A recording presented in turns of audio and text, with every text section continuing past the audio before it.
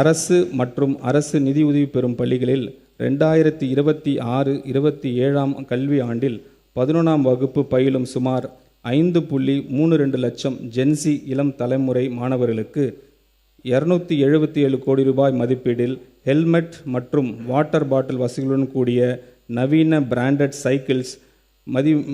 Cycles வழங்கப்பட உள்ளது. தன்னை உயிராக நேசிக்கும் ஜென்சி தலைமுறை தலைசிறந்த தலைமுறையாக வளர்த்தெடுக்க வேண்டும் என்பதில் உறுதியாக உள்ளார் நமது மாண்புமிகு முதலமைச்சர் அவர்கள். அதன் வெளிப்பாடே இந்த மேம்படுத்தப்பட்ட செயல் திட்டம்.